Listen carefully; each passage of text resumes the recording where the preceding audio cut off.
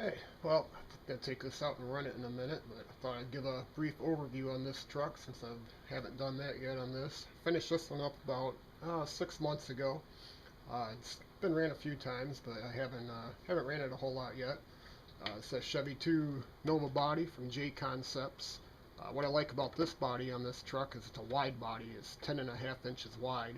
So it's got the Rc4wd Digger axles, which are a really wide axle. A lot of guys don't like using them because they look kind of weird with a normal pickup body.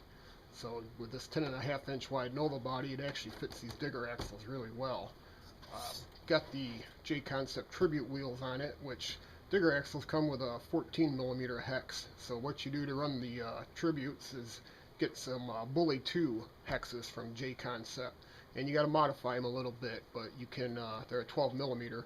You can drill them out to fit the shafts on these Digger axles, and then just open the slot for the pinup a little bit. So it takes maybe an hour's worth of work, but then you're able to run the Jconcept tribute wheels and better tires on it then.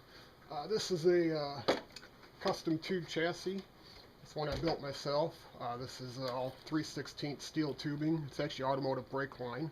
I bend it all by hand, braze it together. I've got the oxy acetylene torch set up and some Harris safety seal 45 rod, and it makes an extremely strong joint. It's just like welding. You can actually take this off, everything off it, and stand on this, and it doesn't do any damage. It's extremely tough.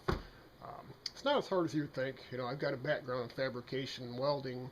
It comes in handy, but you really don't have to. I mean, guys see this all the time and think it's incredibly difficult, and it's really not. If you're good, doing anything with your hands, you could do this yourself. It just takes a little bit of patience and time. But it's got the, as I said, Digger axles on it. It's running the Hobby Wing 3600 kV brushless motor and the XR8 SCT ESC. And the battery I run in it is a SMC, I think it's 90C and 5400 milliamp or something like that.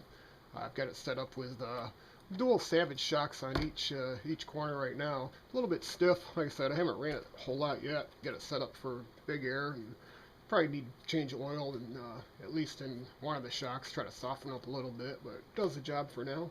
It's also got the SCX trans in there. I made the drive shafts out of, I believe they were Revo axle shafts. I made them myself. Bolt right up to it, and that's it. We'll take this out and give it a run and see what we can do.